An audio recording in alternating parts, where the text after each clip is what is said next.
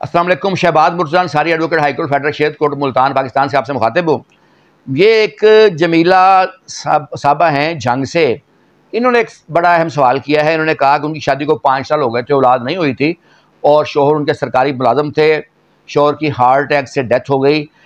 उसके बाद उनके जो देवर या ससुराली हैं उन्होंने उसको घर से भी निकाल दिया और एक जाली उन्होंने तलाकनामा बनवा लिया है उसके शोहर का, जिस पर उसके शोहर के जो है अंगूठा भी लगवा लिया, जाली लगाया हुआ है और वो अब उसे उसकी विरासत में से कोई हिस्सा देने से इनकारी हैं। ना सिर्फ इनकारी हैं बल्कि वो उसे तलाक याफ्ता करार दे रहे हैं।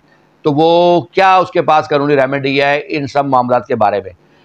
देखें, सबसे पहली बात तो ये है मिस जमीला कि आपको स्ट्रेट वे विरासत का जो है शोहर की विरासत का केस करना चाहिए। उसमें आप अपना आईडी कार्ड कापी देंगी, शोहर के नाम जो प्रॉपर्टी उनकी कापी देंगी और शोहर का डेथ सर्टिफिकेट देंगी। और दूसरा, अगर कोई जाली तलाकनामा बनाया गया है तो उसको आप सिविल कोर्ट में चैलेंज कर सकती हैं।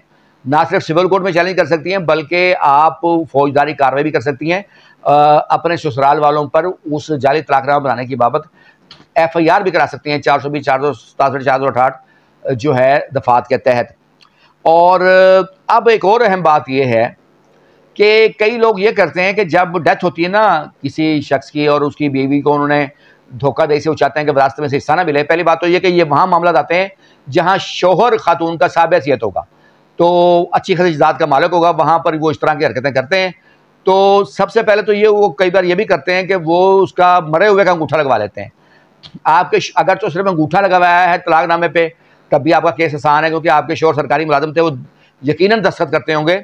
तो जो बंदा दस्तखत करता हो वो अंगूठा नहीं लगाता किसी डॉक्यूमेंट में, आपका केस करेंगे तो आपका एक ये ग्राउंड बन सकता है। और अगर उन्होंने कुछ दस्तखत भी किए हुए हैं उसकी तरफ से उस तलाकनामे पे, तो तब भी उसका फॉरेंसिक कोर्ट का अख्तियार है करवाने का। उसके जो शोहर के दीगर दस्तखत होंगे उनसे मुआवजा कराया जा सकता है और फॉरेंसिक कोर्ट के जरिए कराया जा सकता है दस्तखत का, वो बात भी सीधी साफ हो जाएगी। एक और अहम बात, पाकिस्तानी कानून यह कहता है कि अगर कोई शख्स बीवी को तलाक देगा वो उसका नोटिस यूनियन काउंसिल को देगा, section 7 Muslim family laws act 1961 के तहत। अगर कोई शख्स नोटिस नहीं देता या तलाक सर्टिफिकेट हासिल नहीं करता तो फिर अदालत जो है डिस्प्यूट की सूरत में खातून को बेवा ही तस्वर करती है और इस पर आला अदालतों के फैसले भी मौजूद हैं। क्योंकि अगर उसने तलाक दी थी तो वो यकीनन यूनियन काउंसिल को नोटिस भी देता आपका शोहर और उसकी तस्दीक करता, वहाँ वो तलाक सर्टिफिकेट लेता। अगर वहाँ कोई रिकॉर्ड नहीं है, उसने ज़िंदगी में कोई ऐसा नोटिस नहीं दिया, तो आला अदालतों के फैसले मौजूद है। आप उस सूरत में भी विरासत की हकदार करार पाएंगी और कोर्ट के जरिए अपनी विरासती जात में हिस्सा ले सकती हैं। और जालसाजी फ्रॉड करने की बिना पर आप जो है अपने देवरों के खिलाफ और इनलाज के खिलाफ कार्रवाई भी कर सकती हैं। Thank you.